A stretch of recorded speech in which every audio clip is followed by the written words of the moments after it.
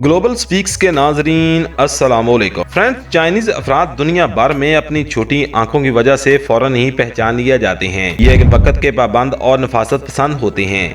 अलबत्ता चीनी कौम के कुछ दिलचस्प आदात और रवायात भी हैं जिनका जिक्र आज की इस वीडियो में हम करने जा रहे हैं। अवामी जमहूरिया चीन 1949 में आजाद हुआ और इस वक्त चीन आलमी माशत पर तेजी से छा रहा है। आलमी के साथ बाजारी में हर मुल्क बहरान का शिकार है, लेकिन चीन और ब्राजील वाहिद ममालिक हैं जिनकी तरक्की पर आलमी के साथ बाजारी का फर्क नहीं पड़ा। शायद ही कोई घर ऐसा हो जिसमें चीन की मसनूआत इस्तेमाल ना हो रही हों। और चीन ने ये कैसे तरक्की हासिल की है ये हम आपको बताने जा रहे हैं। मौजे तंग जदीद चीन का बानी शुमार किया जाता है। चीन को तरक्की देने में इसका बहुत बड़ा हाथ है। इनके लोगों को अफयून और हेरोइन के नशे की लत थी तो लेकिन मौजे तंग ने अपनी कौम से ये लत छुड़वा कर इसे दुनिया की एक मेहनती कौम बना दिया। मौजे तंग ने तारीख के सबसे बड़े लॉन्ग मार्च के दौरान अपनी कौम को हिदायत की थी कि वो लॉन्ग मार्च के दौरान चने और गर्म पानी साथ रखें। इन्हें थोड़े से खाने से आपकी भूख खत्म हो जाएगी और गर्म पानी आपको पेट की बीमारियों से बचाएगा। आज भी चीनी कौम गर्म पानी इस्तेमाल करती है, जिसकी वजह से ये कौम सेहतमंद और तवाना है। चीन के रहनुमा मौजे तंग को ये आजाद हासिल है कि इंग्लिश जानने के बावजूद उसने पूरी जिंदगी कभी अंग्रेजी नहीं बोली। यहाँ तक कि इसे अंग्रेजी में लतीफा भी सुनाया जाता तो वो इस वक्त तक नहीं हंसता था जब तक इसको तर्जमा नहीं किया जाता था।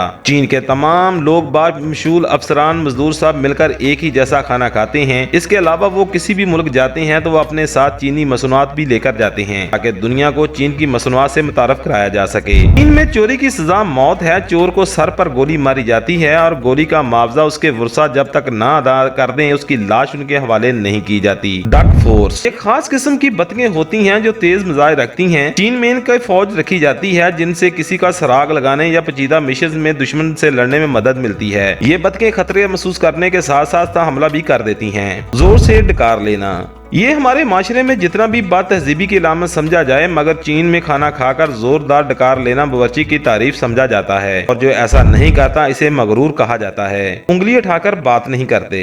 बात करते हुए उंगली उठाना मायूस समझा जाता है। अलबत्ता सड़कों पर थूकना वहाँ बुरा नहीं माना जाता, लेकिन सफाई के शौकीन चीनी अफराद अपनी सड़कों पर हरगज नहीं थूकते। अलबत्ता अगर कोई थूक भी दे तो उसका बुरा नहीं मनाया जाता। उम्मीद है फ्रेंड्स के चीन के हवाले से छोटी सी मालूमात वीडियो आपको पसंद आई होगी। वीडियो पसंद आए तो हमारे चैनल को कर लें सब्सक्राइब और साथ लगे बेल आइकन का कर लें ऑन ताकि इस तरह की मजीद वीडियोस आपको बर वक्त मिलती रहें। मिलते हैं नेक्स्ट वीडियो में, तब तक की इजाजत दीजिए। अल्लाह हाफिज।